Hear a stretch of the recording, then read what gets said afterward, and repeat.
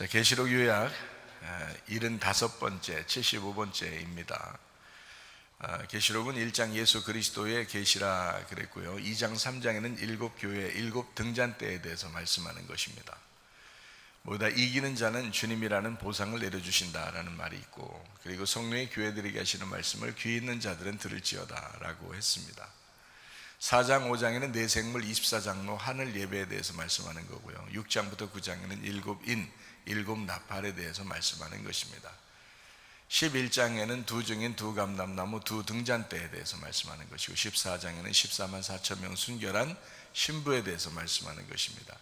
16장부터 18장에는 7대접 음료 짐승 심판에 대해서 말씀하는 것이고, 19장에는 어린 양의 혼인잔치 8절에 세마포 준비에 대해서 말씀하는 것입니다.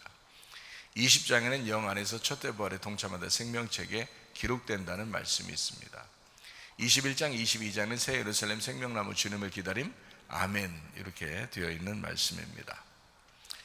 우리는 그 계시록의 이제 중간 부분이죠. 16장부터 18장까지의 말씀에 보면 음녀 짐승 심판에 대해서 나오는 말씀이에요. 그럼 음녀 짐승 심판에 대해서 나와 있는 말씀이니까 반대로 살아야 되겠다라는 거죠. 음녀 반대가 신부니까 신부로 살아야 되겠다는 말이고, 그리고 짐승을 따르는 자가 되지 말고 어린 양을 따르는 자가 되어야 되겠다라는 그런 말씀입니다. 성경은 어떻게 되어 있냐면 신부 안에 신랑이 들어 있습니다. 그러니까 새 예루살렘이라고 하는 곳 안에 성전이 들어 있다라는 말이고요. 그래서 신부에 대한 이야기가 나오면서 어린 양이 우리의 신랑 되신다 이렇게 이야기를 하죠. 그래서 신부 안에 어린 양이 계시다. 그러니까 어린 양은 예수님을 얘기하는 거고, 우리 안에 예수님 계신다라는 그러면 완성이에요. 그러니까 예수님 우리 안에 계시면 그러면 이제 완성된 거예요. 그러니까 신랑과 신부가 같이 있잖아요. 그러니까 이걸 완성이라고 그렇게 말을 해요. 그게 천국이라고 말하는 겁니다. 그러니까 천국이라는 그 자체가 어린 양 되신 예수님이에요. 그분이 천국이거든요.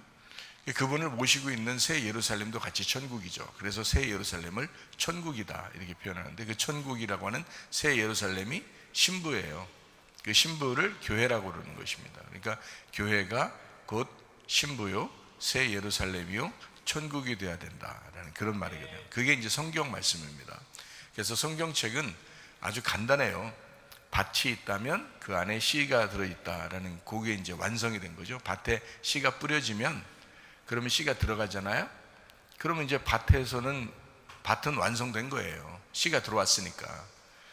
그러니까 씨가 있는 밭이 된 거죠. 그러니까 보화가 있는 밭이 된 거란 말이에요. 그러니까 완성이라는 거죠. 씨가 뿌려지지 않으면요, 말씀이 심겨지지 않았단 말이에요. 그럼 밭만 있다고요. 밭만 있으니까 그거는 완성된 밭이 아니라는 거죠. 그러니까 새 예루살렘이 있는데 거기에 성전 되신 어린 양이, 신랑 되신 예수님이 그 안에 없으면 완성되지 않은 새 예루살렘이란 말이죠. 그러니까 새 예루살렘에는 반드시 어린 양이 있어야 된다. 그래서 이게 이제 처음에 창세기에 있는 에덴 동산에 아담을 거기다 집어넣고 주인으로 만들었단 말이에요. 그 땅을 갈고 땅을 농사하고 땅에서 예배하는 그 사람을 만들었는데, 이게 실패했다고요. 선악과 먹고서. 그래서 요한계시록까지 이제 이 성경 말씀을 쭉 써 내려가면서 마지막 새 예루살렘인 에덴 동산에 이거를 이제 새롭게 만들어서 그 안에 성전 대신 어린 양 예수님이 그 안에 주인 되신다는 것이죠. 그러니까 우리 마음은 원래 마음이 있는데, 태어난 마음이 있는데 예수님을 믿고 새로운 마음이 됐다는 거죠. 새로운 마음이 돼서 그 안에 신랑 되신 예수님이 우리가 예수님을 모시고 있다. 그러면 완성됐다는 거예요. 이게 천국이라는 거예요. 성경의 마지막 완성이라는 거죠. 그렇게 이제 성경을 보면 다 이 성경책은 다 누구에게 쓴 말씀이 되는 거예요? 나에게 쓴 말씀이 되는 거죠. 다른 사람에게 쓴 말씀이 아닙니다. 나에게 쓴 말씀이다 라는 것을 우리가 분명히 알고 말씀을 보면 이해가 될 것이다 라는 그런 말이죠. 자, 계시록 18장 4절 말씀입니다. 내 백성아 거기서 나와 그의 죄에 참여하지 말고 그가 받을 재앙들을 받지 말아라 라고 했습니다. 그러니까 내 백성이 음녀의 길에 가고 있었단 말이에요. 그러니까 벗어나서 신부의 길로 와야 된다라는 그런 말입니다. 계시록 19장 8절, 빛나고 깨끗한 세마포 옷을 입었는데 그게 세마포는 성도들의 옳은 행실이다 라고 이야기했습니다. 19장 9절 말씀이요, 어린 양의 혼인잔치에 청함받은 사람들, 이 사람들이 참 복받은 사람인데 이 사람들은 참되신, 하나님의 참되신 말씀이다 라고 했어요.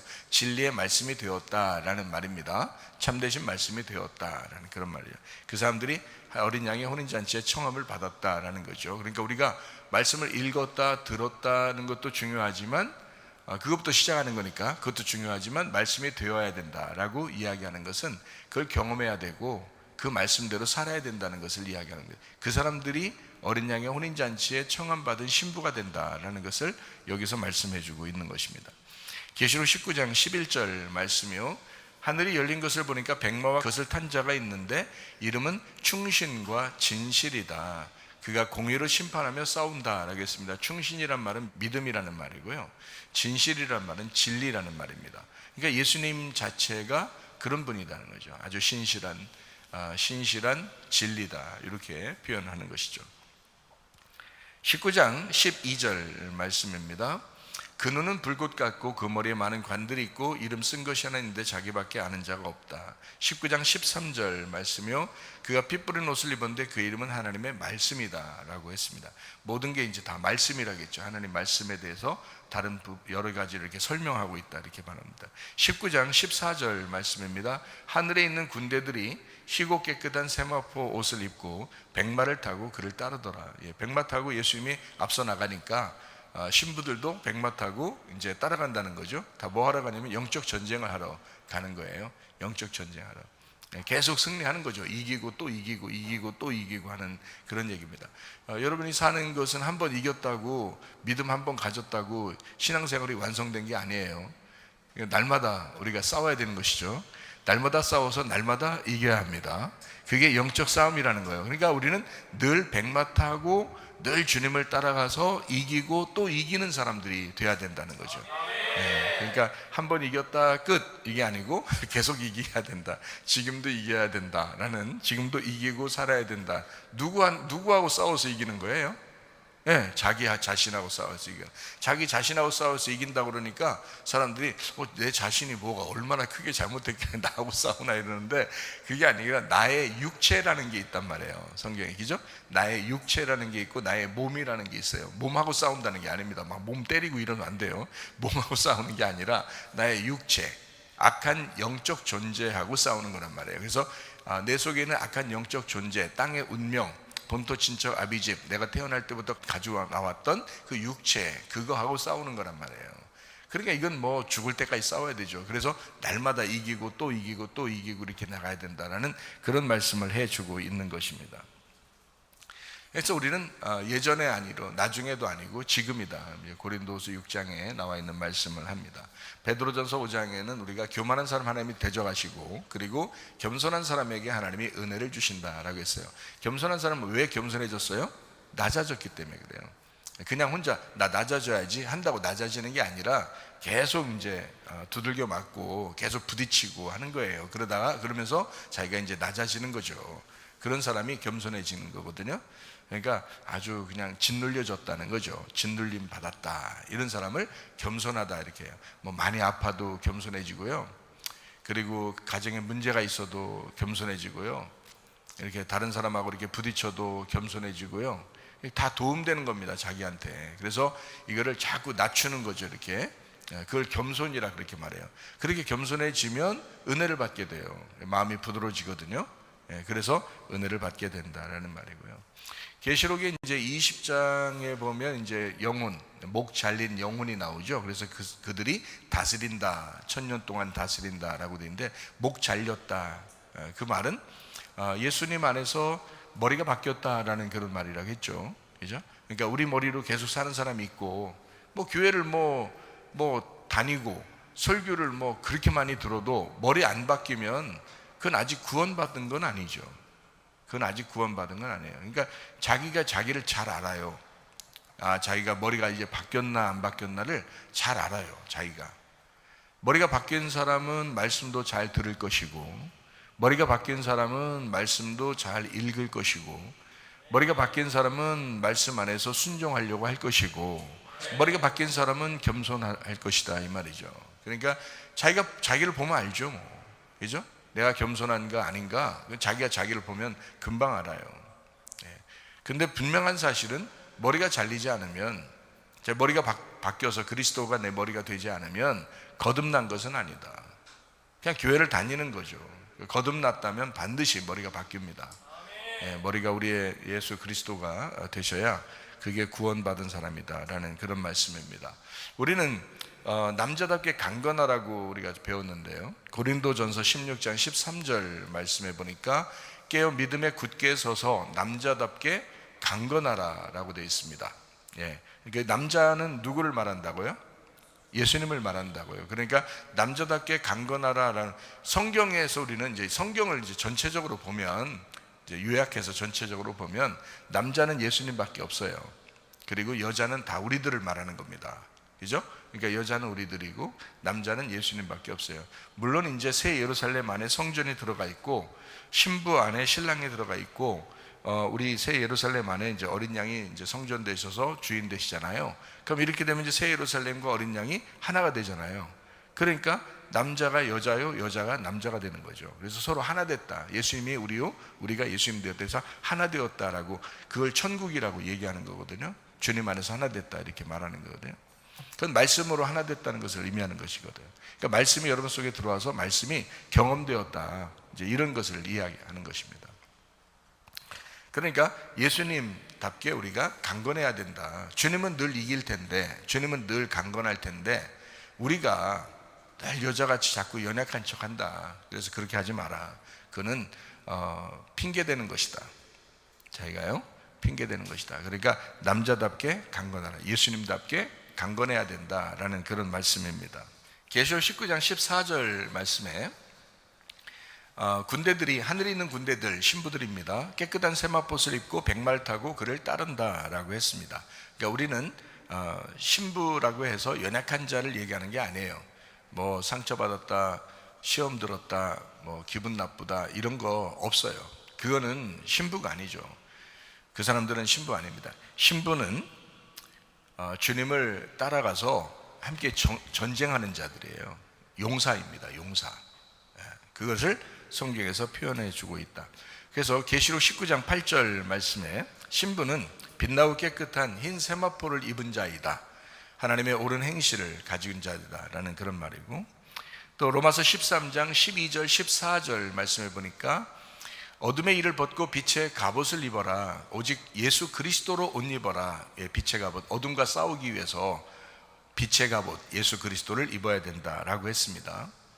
만약에 여러분이 계속 어둠 가운데 있다면 빛의 갑옷을 입지 못한 거죠. 그리스도를 입지 못한 거죠.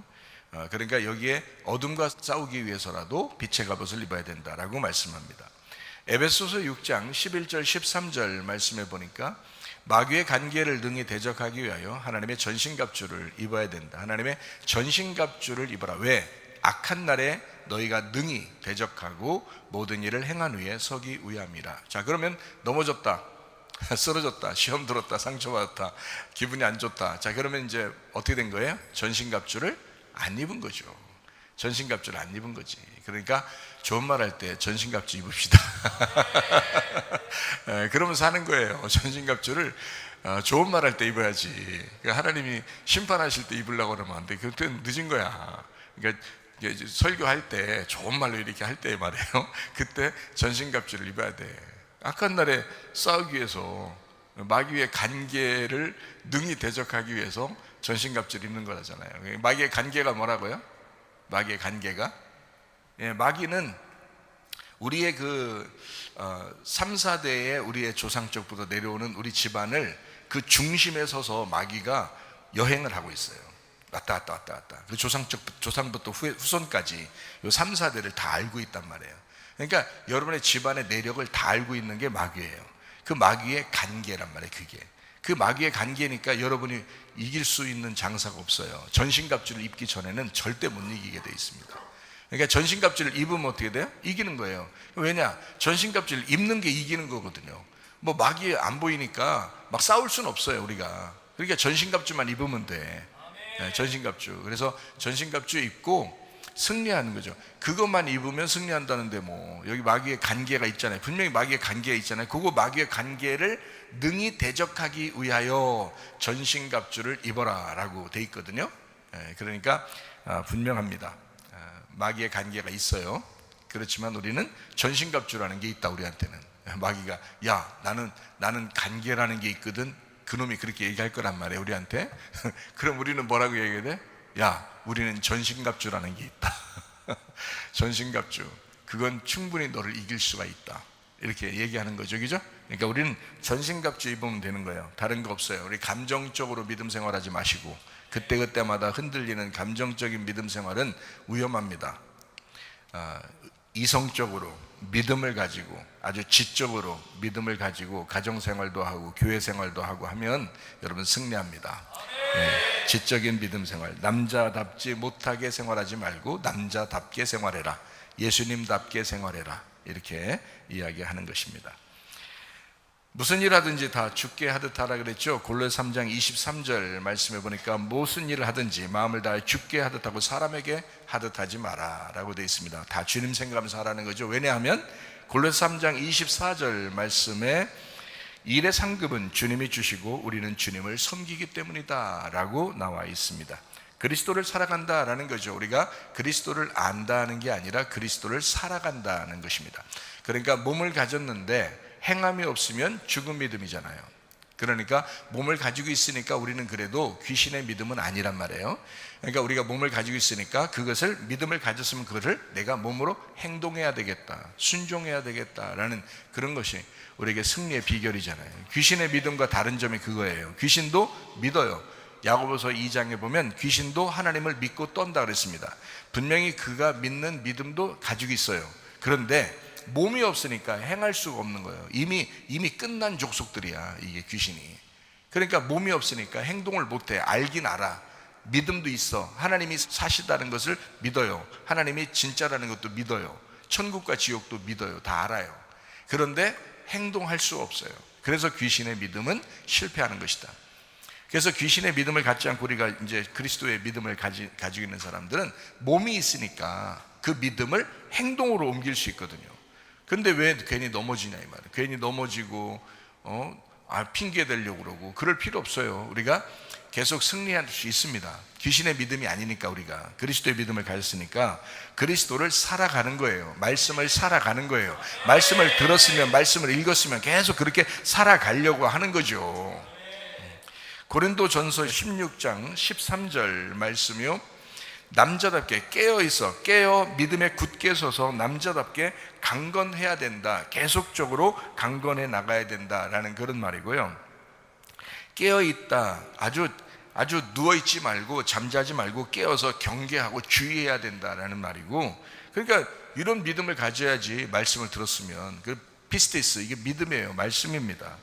서서 아주 부활해서 일어난 자로 참고 견디어 그대로 딱 정지해서 아주 흔들리지 마, 요동하지 않고 그냥 딱 정지해 있는 믿음을 그렇게 가지고 있어야 된다.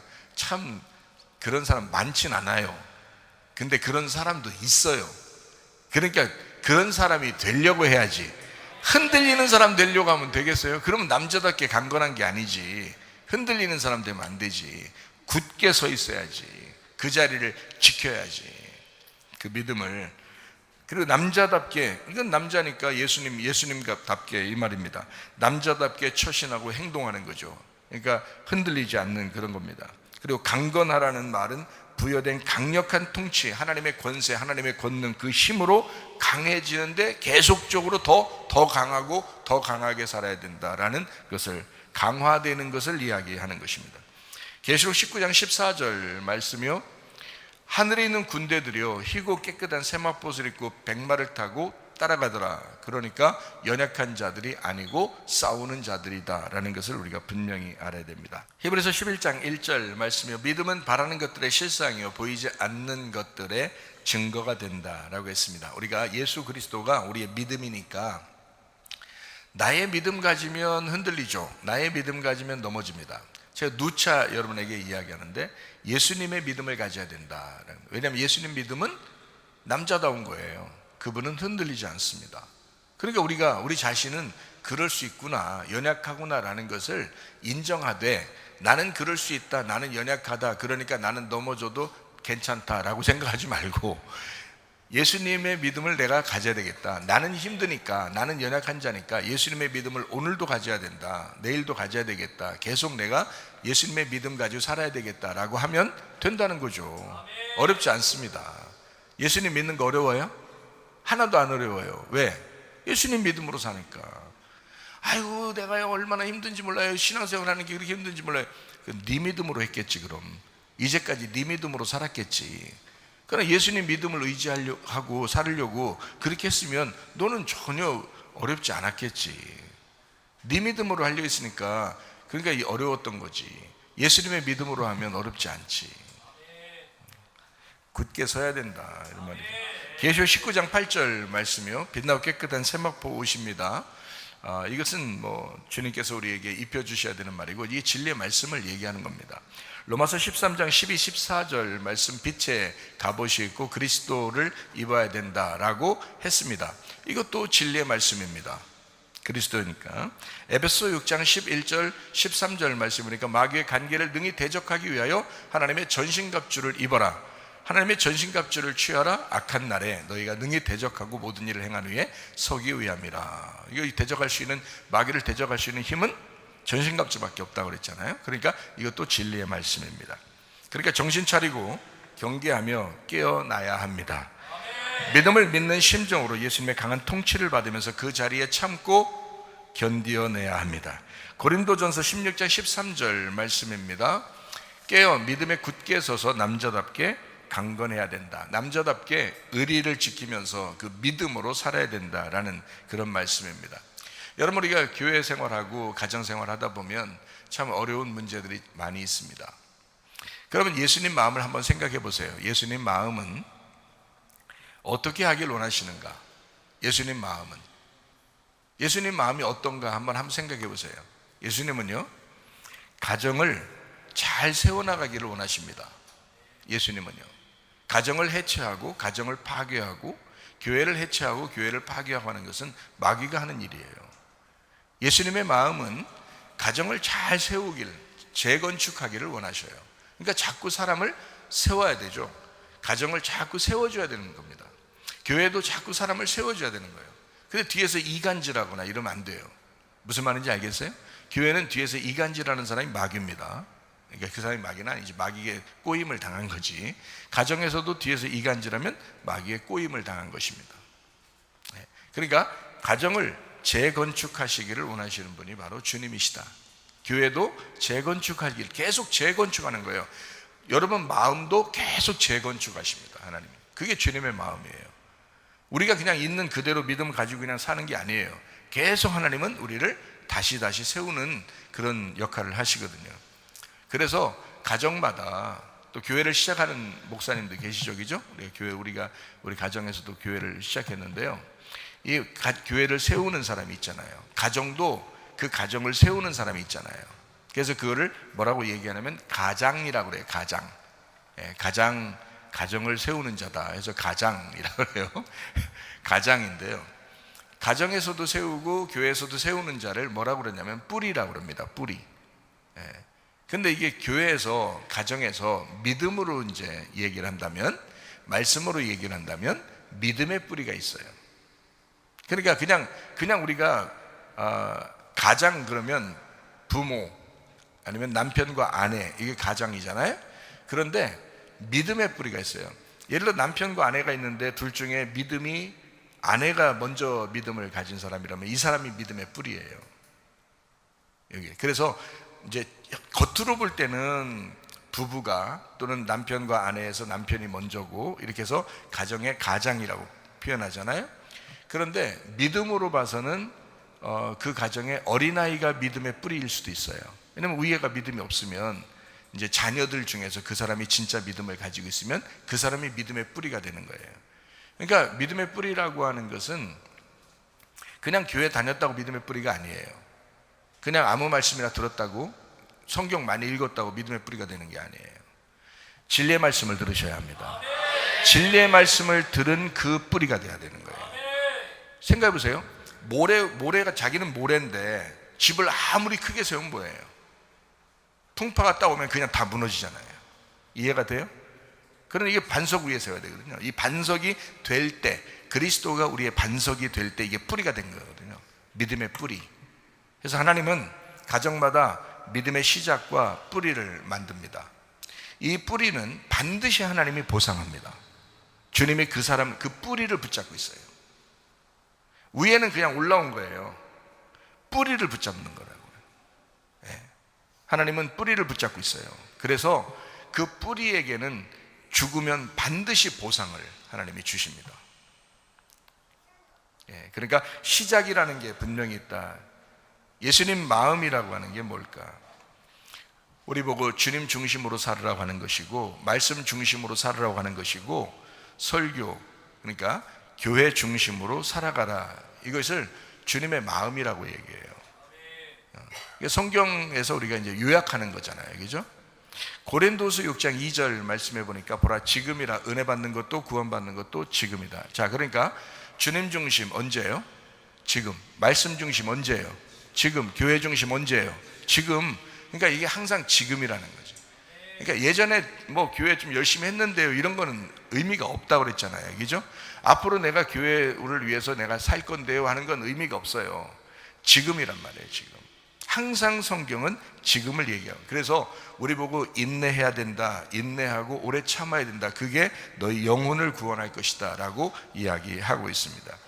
여러분, 성경에 보면 애굽에서 탈출해서 광야로 나간 이스라엘 백성들이 있습니다. 광야에 갔는데도 거기서 실패해가지고 다시 애굽에 가자고 하면서 실패해가지고 거기서 다 죽는 사람들이 또 생겨요, 그죠? 우리는 여호수아 갈렙처럼 끝까지 가나안 땅에 도달해야 되거든요. 애굽에 출발했는데 가나안까지 가는 거예요. 그러면 중간에 광야라는 것에 이렇게 들어간다고요.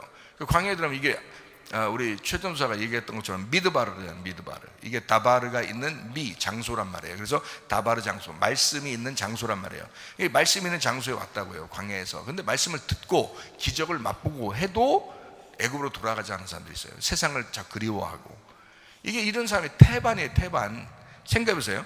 이스라엘 백성들이 애굽에서 기적을 맛보고 나온 사람들입니다. 홍해바다까지 건너가지고 나온 사람들이에요. 그런데도 기적을 막 엄청나게 보는데도, 그런데도 막 다 멸망해버려요. 근데 한 사람도 안 빼놓고 다 멸망해버려요. 그것도 기적이요.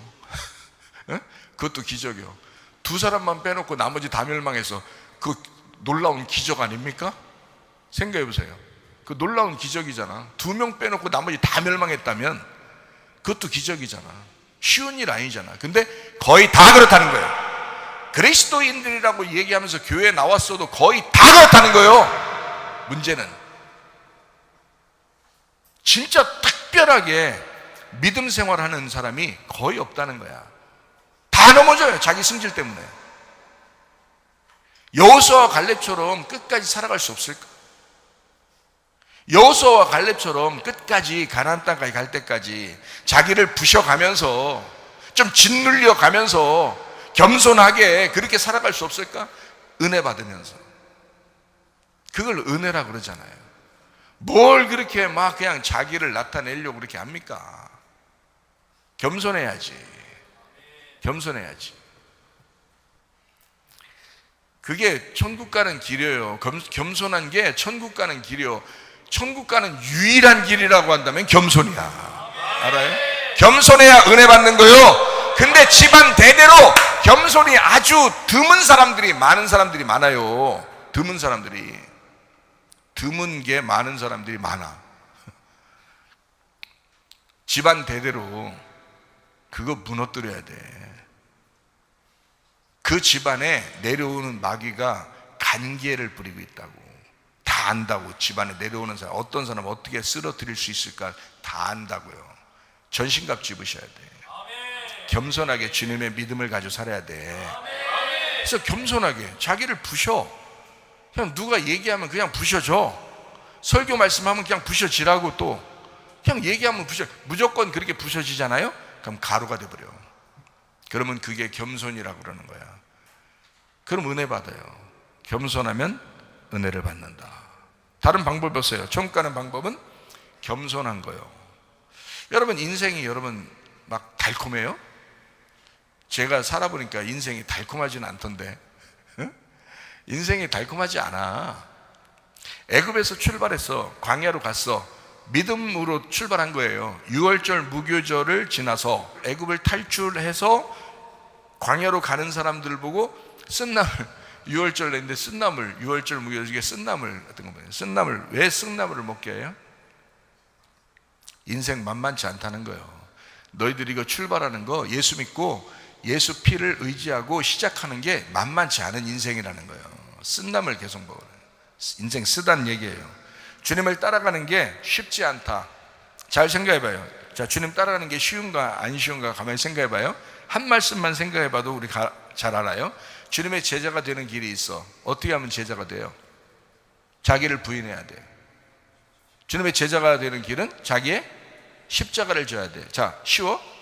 이 자체가 벌써 쉬운 게 아니야. 쓴나물이야.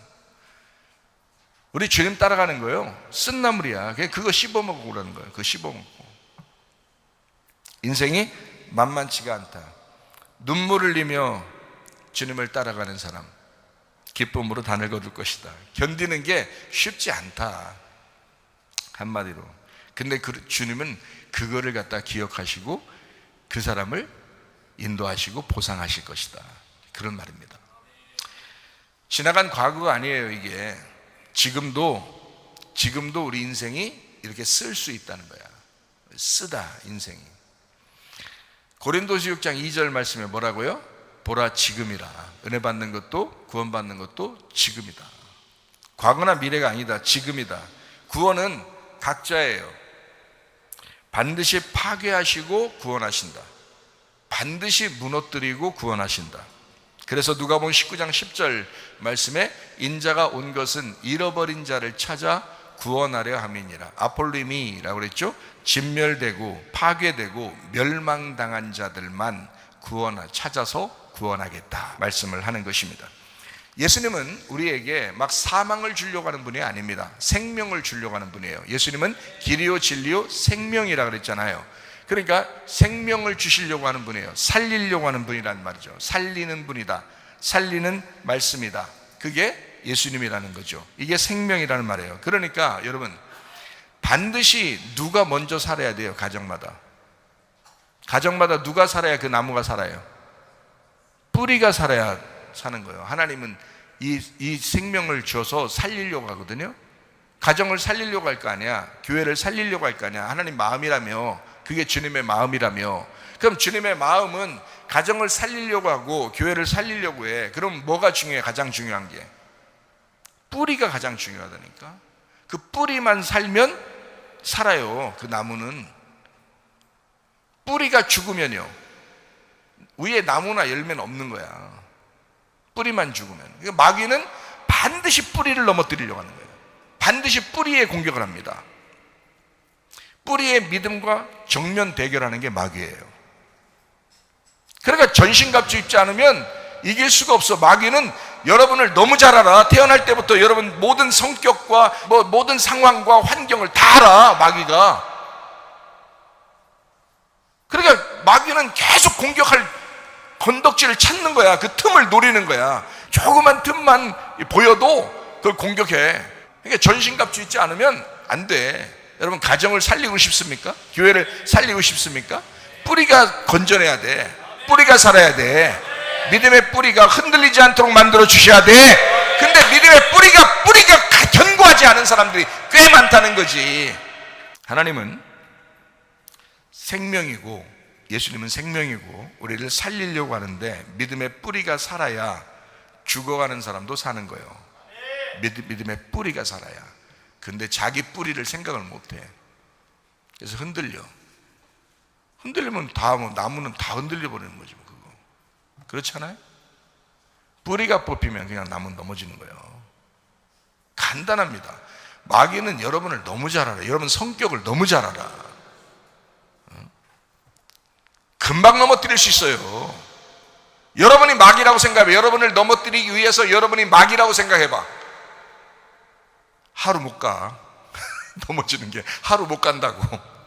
그래도 우리가 지금 하루 지나고 뭐 이렇게 가는 거는 주님이 붙들고 있기 때문이야. 전신값 입으려고 그래도 말씀 자꾸 듣기 때문이야. 집안마다 믿음의 뿌리를 견고하게 하십시다. 믿음의 뿌리만 견고해지면 그러면 그 나무는 살아 열매를 맺게 돼 있어. 뿌리만 그대로 견고하면요, 그냥 다 자양분을 다 받아들여 가지고 말씀만 쫙 위로 올리면요, 그냥 열매는 그냥 맺게 돼 있어. 그 사람이 흔들려 버리면 자녀들이 다 흔들려 버려요. 참 놀라운 일이죠. 생명은 반드시 살리려고 하는 게 생명이에요. 생명의 본질입니다. 고린도서 6장 2절 말씀에 보라 지금이라 그랬습니다. 은혜 받는 것도 구원 받는 것도 지금이다.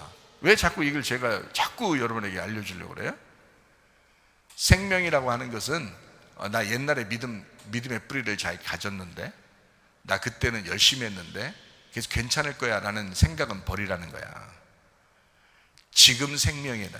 예수님이 나 옛날에 생명이었어 이 말이에요. 성경에서 지금 생명이라는 거 아니야. 그럼 여러분과 저도 지금 살아야 될 거 아니야.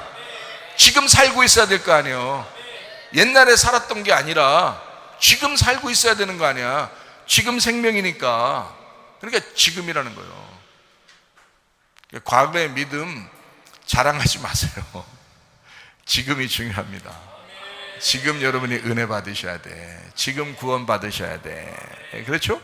이 말은 너 구원 절대 못 받았을 거야 이 말이 아니잖아요. 지금도 구원으로 살아야 돼. 지금도 구원 안에서 살아가고 있어야 돼. 지금도 겸손하고 있어야 돼. 지금 겸손해야 돼. 지금 그게 은혜인 거야. 이렇게 말씀하는 거잖아요. 예전에 내가 겸손했는데 그때 은혜 받았는데요, 그래서 구원 받은 건데요, 지금 너가 겸손하냐 이거야. 네가 지금 겸손하고 있냐? 너 지금 은혜가 있느냐? 너 지금 구원 안에서 살아가고 있느냐? 이거잖아요. 보라 지금이라. 각 가정에서 믿음의 뿌리를 능가할 사람은 없습니다. 자녀가 여기서 태어나서 살다가 여기서 나왔어요. 결혼을 했어요. 그리고 남편과 함께 믿음의 뿌리를 거기서 다시 그 한 가정이 되면 믿음의 뿌리가 되는 거거든요. 그래서 그 사람들은 또 거기서 따로 믿음의 뿌리가 돼요. 이쪽 집안에서 이제 나왔으니까 여기서 따로 믿음의 뿌리가 돼요. 그래서 그 자녀들에게 이 사람들, 이 부부의 믿음의 뿌리를 통해서 그 가정의 자녀들에게 믿음이 전수됩니다. 근데 여기에서 이제 결혼하지 아직 않은 그런 자녀가 여기 집안에 있으면 믿음의 뿌리가 흔들리면 자녀가 같이 흔들려요. 여기서요. 이 자녀가 결혼해서 믿음의 사람을 만나가지고 믿음의 뿌리를 내리면 그 가정은 따로 믿음의 뿌리가 되는 거예요. 그거를, 이 열매를 자꾸, 이 씨를 자꾸 전달해주고 이 열매를 자꾸 전달해주기 위해서 뿌리가 견고한 나무로 자라나는 거예요. 그게 뿌리야. 뿌리가 하는 역할이라고. 그 나무를 성장시키는 역할. 그래서 또 다른 뿌리가 내린 그 나무를 키우기 위해서 이 나무가 희생한 거죠. 계속 가지를 친 거죠. 그죠? 자기 혼자 그냥 여기다 다 갖다 붙여 놓으려고 하는 게 아니고, 이거를 따로 결혼해서 믿음의 사람을 만나 거기서 믿음의 뿌리를 내리도록 만들어 줄 때까지, 그때 우리는 믿음의 뿌리가 흔들리지 않고 이 아이를, 자녀를 잘 여기서 믿음의 뿌리로 견고하게 세울 책임이 있다 이거예요. 하나님은 믿음의 뿌리를 놓고 그것을 보호합니다. 왜냐하면 그게 흔들리면 가정이 흩어진 거예요. 가정의 믿음이 흐트러져 버려요. 그래서 어느 누구도 이 가정에 있는 한 믿음의 뿌리를 능가할 사람은 없다. 남편이 됐든 아내가 됐든 부모가 됐든 자녀가 됐든 믿음의 뿌리가 항상 우선이다. 믿음을 처음 가진 그 사람이 항상 우선해. 그 가정에 항상 우선이다. 그 사람이 흔들리지 말아야 된다. 참, 정신 차려야 돼요. 정신 차리셔야 돼요. 가정마다 새로 가정을 만들었잖아요. 그 가정은 그 사람들이 뿌린 거야. 그 사람들이. 남편에게 아내가 뿌리일 수 있고요, 아내에게 남편이 뿌리일 수 있습니다. 부모에게 자녀가 뿌리일 수 있는 거고요, 자녀에게 부모가 뿌리일 수 있는 겁니다. 뿌리. 믿음의 뿌리를 얘기하는 겁니다. 그냥 겉으로 볼 때는 아버지 엄마가, 남편과 아내가 뿌리죠. 가장이죠. 근데 믿음으로 보면 믿음을 가진, 믿음을 전수받은 자가 있단 말이에요. 믿음을 처음 그 가정에 심은 자가 있다고요. 그 사람을 믿음의 뿌리라고 얘기하는 거예요. 그러니까 이 믿음이라고 하는 건요, 보이지 않는 영적 전쟁이기 때문에 주님도 거기에 굉장히 예리하게 신경을 많이 쓰셔요. 그러니까 마귀의 관계가 있다는 거예요. 항상 마귀는 어떤 방법을 통해서 틈만 보이면 넘어뜨리려고 할 거란 말이죠.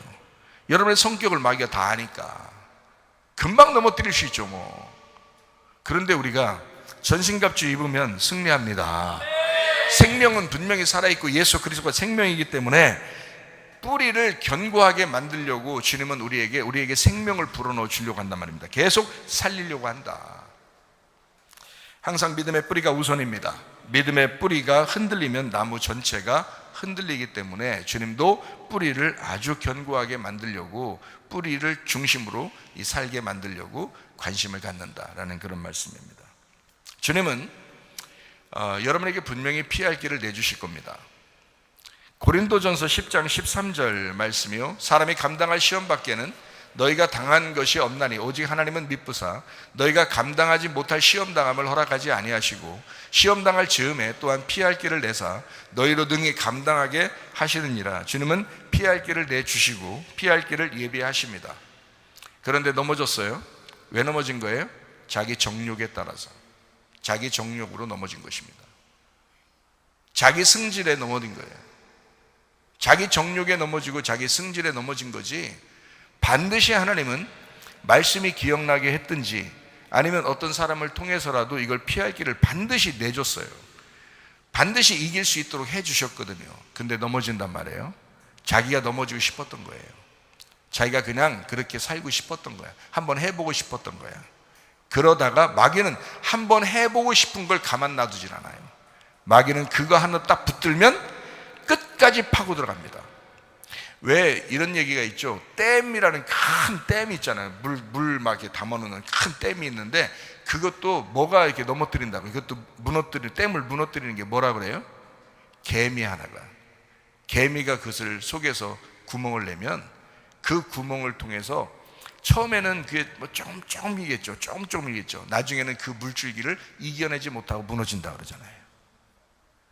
그러니까 작은 것 하나가 우리를 넘어뜨린다고. 틈을 보이지 말라. 마귀에게 틈을 보이지 마라. 야고보서 1장에 보니까 걸려 넘어지는 것 순전히 자기의 정과 욕심 때문이다. 야고보서 1장에 말씀하고 있습니다. 믿음의 뿌리를 주님이 잡고 계십니다. 언제요? 지금 고린도서 6장 2절 말씀이죠. 지금 주님이 붙들고 있는데 솔직히 말하면 네가 흔들린 거잖아. 네가 넘어지고 싶었던 거잖아. 네가 미련한 거잖아. 네가 지혜가 없는 거잖아. 네가 말씀 안에 살지 못했던 거잖아. 주님은 붙들고 있는 게 분명히 뿌리를 붙들고 있어. 언제? 지금 계속 붙들고 있었다고요. 네가 넘어진 거잖아. 주님의 피할 길을 내줘도, 말씀을 계속 우리 교회에서 전달해 줘도 네가 넘어지고 싶었던 거잖아. 네가 괜히 승질 났던 거잖아. 네가 괜히 자존심 세웠던 거잖아. 네가 넘어지고 싶었던 거잖아. 겸손하게 말씀을 따르고 순종했어야지. 겸손한 사람에게만 은혜가 옵니다. 겸손한 사람에게만. 여러분, 보아스가 룻을 덮어줍니다. 룻기서 3장에 있는 말씀이거든요. 보아스가 룻을 덮어줘요. 그러면 여러분, 믿음의 뿌리를 가진 사람, 믿음의 뿌리를 주님께서는 어떻게 할까요? 덮어주시죠. 막 다 덮어줄 것 같아요? 아니에요. 믿음의 뿌리가 가장 우선이야. 주님은 가정에도 교회도 믿음의 뿌리가 우선이야. 그것만 견고해지면 나무는 세워지거든요. 그러니까 주님은 덮어주셔. 보아스가 룻을 덮어주듯이 믿음의 뿌리를 반드시 외면하지 않고 덮어주신다. 주님은 각자의 가정마다 믿음의 뿌리는 하나입니다. 뿌리가 나무를 지탱하는 거예요. 뿌리가 여럿이 아닙니다. 뿌리는 하나예요. 그 한 사람을 통해서. 우리 외할머니가 우리 집안의 믿음의 뿌리였었는데요. 우리 외할머니, 그 한 분을 통해서 믿음이 내려와서 장로, 목사 이런 사람들이 100몇십 명이에요. 우리 우리 믿음의 뿌리 하나가 외할머니 한 분을 통해서 참 놀라운 분이었어요. 그 한 사람의 믿음을 때문에. 적어도 여러분 우리가 그 정도는 못 따라 해도요, 여러분 자녀들한테만큼은, 여러분의 남편이나 아내만큼은, 여러분 자녀들에게만큼은 자기가 믿음의 뿌리로서 정확하게 해주셔야지. 믿음을 전수해 주셔야지. 룻기서 3장입니다. 보아스가 룻을 덮어주기만 한 것이 아닙니다. 아예 합법적인 결혼을 했습니다. 보아스가 룻을 그냥 대충 옷만 덮어주고 이제 그거로 끝내자 이렇게 할 것 같아요? 아니에요. 합법적인 결혼을 합니다. 주님은 믿음의 뿌리가 된 사람에게 그런 존재이십니다. 반드시 그 사람을 외면하지 않고 끝까지 책임지겠다. 합법적으로 책임지시는 분. 가정에서 뿌리라는 존재는 땅 아래에서 보이지 않는 게 특징입니다. 잘 들어요. 믿음의 뿌리라고 해서 대우받으려고 믿음의 뿌리 되는 것이 아닙니다. 믿음의 뿌리는 나무 밑에 있어요. 땅 밑에 있어요. 보이지 않습니다. 보이지 않게 죽을 때까지 그냥 있는 거예요. 거기에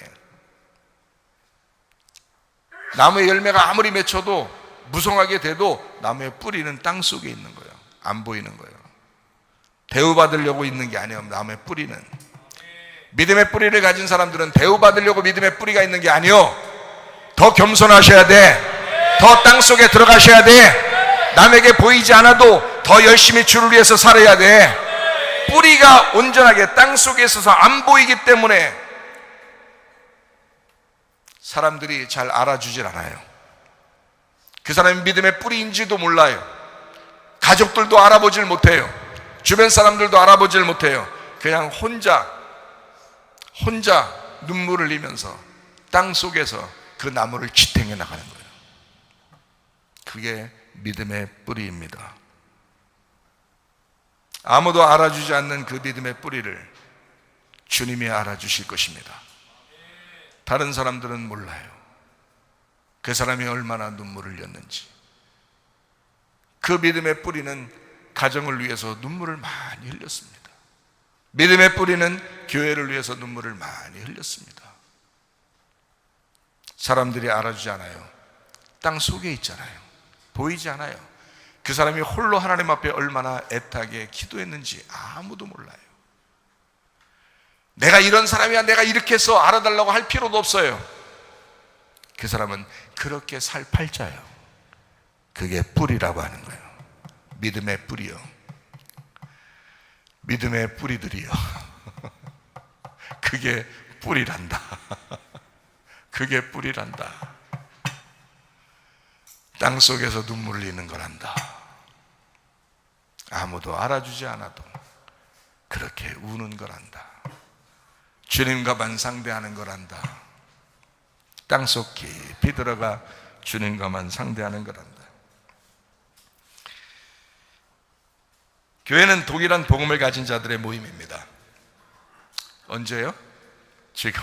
고린도서 6장 2절 말씀 보라 지금이라. 은혜 받는 것도 구원 받는 것도 지금입니다. 교회는 동일한 복음을 갖지 못한 자들에게 복음을 전해서 동일한 복음의 공동체가 되라고 하는 곳입니다. 보라 지금이라. 은혜 받는 것도 구원 받는 것도 지금이다. 어제까지의 일은 다 잊어라. 오늘 새로운 날이 왔다. 지금 말씀이 새롭게 전달되었다.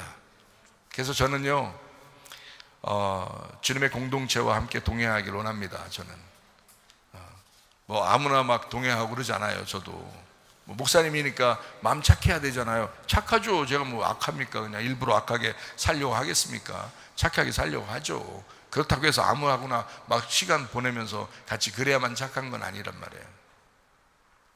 고린도전서 1장 10절 말씀입니다.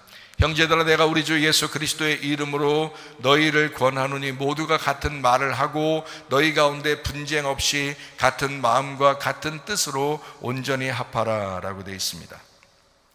같은 마음을 가지고 살아야 되겠다. 같은 말을 하면서 살아야 되겠다. 같은 의견을 가지고 살아가다. 그런 사람들과 같이 동행하라 이렇게 말하죠.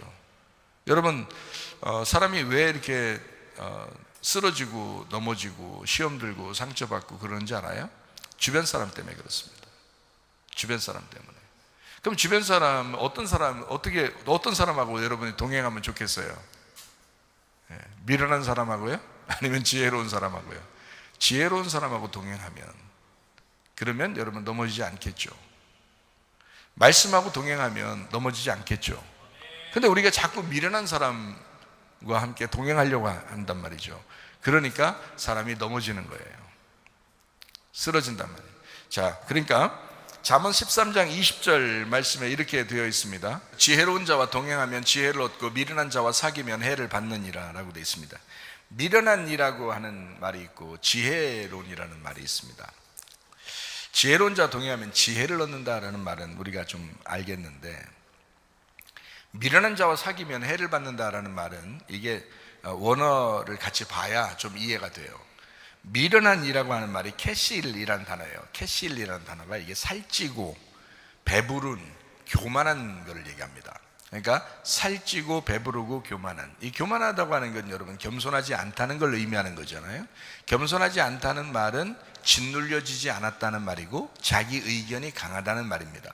그죠? 자기 주장이 강하다, 자기 자존심이 강하다, 고집이 세다, 자기 말을 많이 한다. 이게 이제 이런 미련한 사람이거든요. 그게 살찌고 배부른 교만한 사람입니다. 이건 미련한 사람이다. 자, 이 사람도 사귀면 어떻게 되냐? 사귀면이라는 라라는 말인데, 이 라라는 말이 뭐냐면 풀을 함께 뜯어먹고 지내면이란 말이에요. 그러니까 그 사람하고 함께 말하고 그 사람하고 함께 풀 뜯어먹고 앉아있으면 이 말이에요. 함께 먹고 함께 말하고 함께 지내고 있는 걸 얘기하는 겁니다. 그런 사람하고. 그러면 해를 받는다라고 되어 있어요. 이 해를 받는다, 이 해가 루아입니다. 루아. 이 루아라고 하는 단어가 뭐냐면 귀가 손상된다는 단어예요. 참 이상하죠? 여러분, 해를 받는다는 말은 뭔가 손해받는다 이런 말이 돼야 되잖아요, 우리가 생각할 때는. 근데 손해가 아니라 귀가 손상된다 이런 말이에요. 한마디로 말하면 하나님 말씀을 못 듣게 막아놓는다는 얘기예요. 하나님 말씀이 안 들려오게. 여러분, 제가 그러잖아요. 시험 든다, 상처받는다, 뭐 문제가 있다라고 하면 승질난다 이러면 벌써 말씀을 안 듣고 있다는 것이 증명되는 것입니다. 말씀을 안 듣고 있다, 안 들려오기 시작하는 거죠. 그러면 이 사람이 지금 누구와 함께 다른 말을 하고 있다는 거예요. 지혜로운 자와 말하고 있는 게 아니고 다른 사람과 말을 많이 했든지 아니면 다른 거 엉뚱한 생각을 많이 했든지 다른 누구와 다른 말을 많이 하고 있었다. 이걸 금방 알 수 있습니다. 자, 루아, 귀가 손상을 받는다. 귀가 손상받는다는 말은 결국 무슨 말이냐? 진리의 말씀을 듣지 못하게 만들고 라는 말입니다. 자, 미련한 자와 사귀면 결국 진리의 말씀을 듣지 못하게 만들고 라는 말이에요. 이 말이 결국 귀에 들리지 않도록 만들고 진리의 말씀이 들리지 않도록 만들고. 여러분, 우리 교회에서 흘러나오는 이 말씀을 자꾸 들으셔야 합니다. 그게 여러분이 살 길이에요. 제가 여러분이 그게 살 길이라고 얘기를 자꾸 해주는데, 제가 살 길이라고 얘기해주면 여러분이 아니 목사님이 혼자 설교하시고 혼자 그거 살 길이라고 자꾸 얘기하면 어떡해요? 라고 누가 얘기할지도 모르지만 그래도 얘기해야 돼요. 이 말씀을 자꾸 들으셔야 돼. 어쩔 수가 없어요. 진리의 말씀을 자꾸 들으셔야지. 엉뚱한 말을 자꾸 들으면 안 돼. 귀가 손상된다고. 진리의 말씀이 안 들린다고. 그러니까 진리의 말씀을 자꾸 들으셔야 된다고. 여러분, 진리의 말씀을 미련한 사람하고 사귀면 안 된다라는 의미가 뭐라고요? 왜라고요? 왜 미련한 사람하고 사귀지 말라고 그랬다고?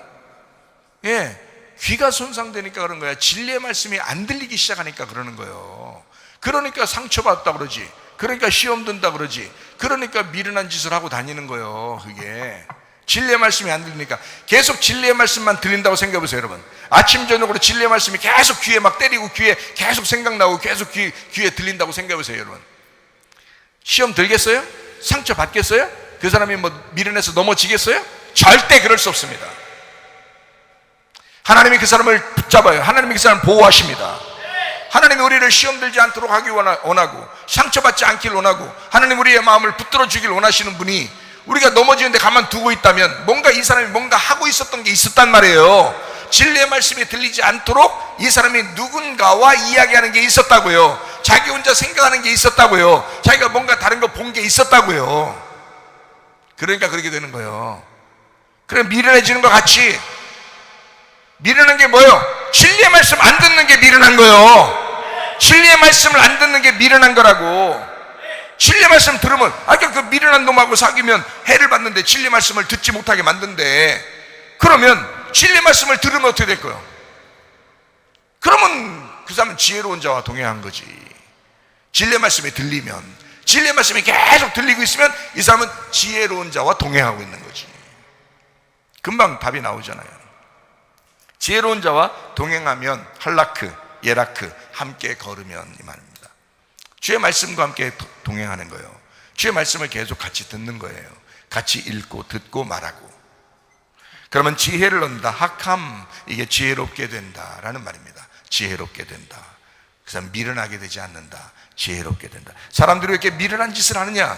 말씀 안 들어서 그렇습니다. 여러분, 솔직히 말하면 지혜로운 자와 동행하면 지혜를 얻게 되고 미련한 자와 사귀면 해를 받느니라. 자, 음녀가 뭐예요? 미련한 자요. 음녀가 진리의 말씀을 듣지 못하게 하는 자요. 진리의 말씀을 듣지 않는 자가 음녀야. 여러분, 신부가 뭐예요? 진리의 말씀을 듣는 자야. 지혜로운 자야. 신부 되시기를 바랍니다. 우리 한 목소리 기도하겠습니다.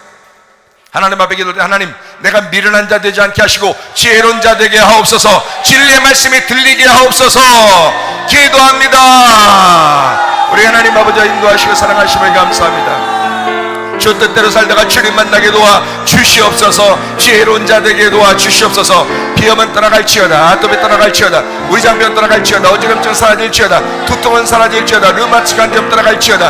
어깨 통증 사라질지어다. 어리디스크 목디스크 떠나갈지어다. 심장병 온전해질지어다. 각종 종양 암덩어리 떠나갈지어다. 감기 몸살 온전해질지어다. 협착증 사라질지어다. 건성피부 온전해질지어다. 이명은 사라질지어다. 자가면역 질환 온전해질지어다. 식도염 사라질지어다. 유리결석 떠나갈지어다. 전립선 온전해질지어다. 우울증, 불면증, 공황장애, 들어오는 초조 다 떠나갈지어다. 음란, 거짓, 돌질, 미움, 욕심 다 떠나갈지어다. 하나님 아버지, 음녀의 길에서 벗어나 신부의 길을 가게 도와 주시옵소서. 미련한 자의 길에서 벗어나 지혜로운 자와 동행하게 도와 주옵소서. 진리의 말씀이 들리는 귀가 되게 하옵소서. 성령이 교회들에게 하시는 말씀을 귀 있는 자가 듣고 살게 하옵소서. 지금 생명 되신 우리 주님, 우리의 가정과 교회를 살려 주시옵소서. 아픈 자는 치료받게 도와주시고 문제가 있는 가정들은 아버지 해결되게 도와주시옵소서. 성령으로 충만케 하실 줄로 믿습니다. 몸이 연약한 자 있습니까? 하나님 찾아가 주셔서 만져주시고 머리끝에 발까지 하나님 건강하게 하시사 영과 몸이 건강하여 하나님 앞에 예배드리다가 주님 만나게 하옵소서. 주님과 동행하다 주님 만나게 하옵소서. 예수님 귀하신 이름 받들어 기도 올리옵나이다. 아멘. 주님 감사합니다. 우리 하나님 아버지 함께 하시고 사랑하심을 감사합니다. 우리 하나님 도와주시옵소서.